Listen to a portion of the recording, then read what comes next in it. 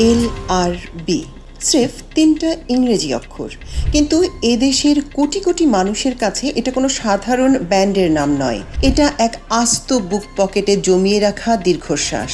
এটা এক রূপালী গিটার ফেলে রেখে অজানায় হারিয়ে যাওয়ার গল্প।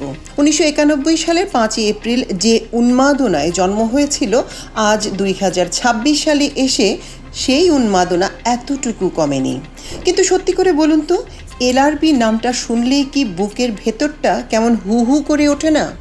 চোখের সামনে ভেসে ওঠে না মাথায় ব্যান্ডেনা পরা সেই মানুষটার মুখ? আইয়ুব বাচ্চু, যিনি শুধু গান গাননি, একটা আস্ত প্রজন্মকে গিটার ধরতে শিখিয়েছিলেন, ভালোবেসে কাঁদতে শিখিয়েছিলেন, আবার একা হয়ে গেলে সেই তুমির কথা মনে করে বুক হালকা করতে শিখিয়েছিলেন। অথচ ভাবুন, এই মানুষটা যখন 1991 সালে মাত্র 4 জন সদস্য নিয়ে দলটা গড়েছিলেন, তখন কি কেউ জানতো এই 3 অক্ষরের নাম একদিন বাংলা রক মিউজিকের ইতিহাস নতুন করে লিখবে? মা, ফেরারি মন, চলো বদলে যাই, একটা গানও কি বাদ দেয়া যাবে আমাদের জীবনের ডায়েরি থেকে? কিন্তু নিয়তি বড় নিষ্ঠুর। 2018 সালের 18ই অক্টোবর রূপালী গিটার চিরতরে স্তব্ধ হয়ে গেল।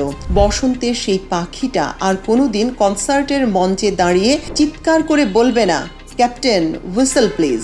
মানুষটা চলে গেলেন আর রেখে গেলেন একটা হাহাকার। সময়ের সাথে সাথে LRBতে অনেক মানুষ এসেছে, অনেকে চলেও গেছেন। লাইন আপ বদলেছে, কিন্তু বদলায়নি মানুষের ভালোবাসা।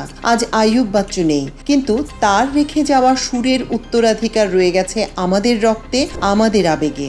আইয়ুব বাচ্চু কোনোদিন মরতে পারেন না। যতবার এদেশে কোনো একলা তরুণ রাতে গিটারের তারে আঙুল ছোঁয়াবে, ততবার LRB বেঁচে উঠবে।